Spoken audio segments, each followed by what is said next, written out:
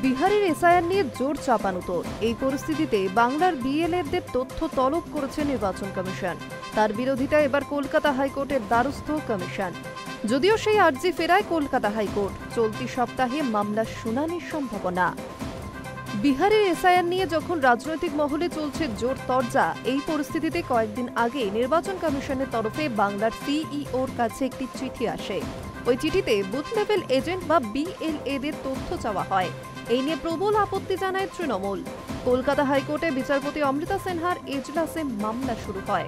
শাসক শিবিরের বক্তব্য, রাজ্যে আগামী বছর বিধানসভা নির্বাচন, এখনও প্রায় বছর খানিক বাকি। ভোটের দিনক্ষণ ঘোষণা না হওয়া পর্যন্ত নির্বাচনী বিধি লাগু হয় না। সুতরাং নির্বাচন কমিশনের অধীনে যায় না রাজ্য। তা সত্ত্বেও বছরখানেক আগে বুথ লেভেল এজেন্টদের তথ্য চাওয়া আদৌ এখতিয়ারভুক্ত?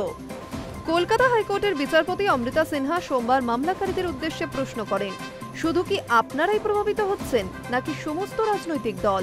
পাল্টা তৃণমূলের তরফে জানানো হয়, অন্য দল হয়তো মেনে নিয়েছে, কিন্তু আমরা এই বিষয়টি চ্যালেঞ্জ করছি। সওয়াল জবাবের পর এতদিন দ্রুত শুনানির আর্জি খারিজ করে দেন বিচারপতি। চলতি সপ্তাহেই মামলার শুনানির সম্ভাবনা।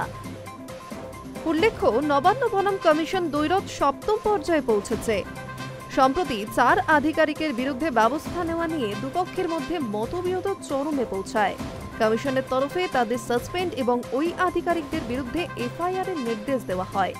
যদিও রাজ্য শুধুমাত্র নির্বাচনী প্রক্রিয়া থেকে অব্যাহতি দেয় তাদের, নইলে সুদক্ষ কর্মঠ আধিকারিকদের মনোবল ভেঙে যাবে বলে যুক্তি দেয় রাজ্য। এরপর দিল্লিতে ডেকে পাঠানো হয় মুখ্য সচিব মনোজ পান্তকে। তলবের সাড়া দিয়ে কমিশনের দপ্তরে যান তিনি। সূত্রের খবর, এখানে এখতিয়ার নিয়ে দুপক্ষের কথাবার্তাও হয়। কমিশন এখতিয়ার বহির্ভূত কোনো কাজ করছে না বলেই জানিয়ে দেয়। সূত্রের খবর, আধিকারিকদের সাসপেনশন সংক্রান্ত পরবর্তী সিদ্ধান্ত নিতে আগামী 21শে আগস্ট পর্যন্ত সময় চেয়ে নেন মুখ্য সচিব। তারই মাঝে বিএলএদের তথ্য তলব ইস্যুতে সংঘাত যেন আরও প্রকট হয়েছে।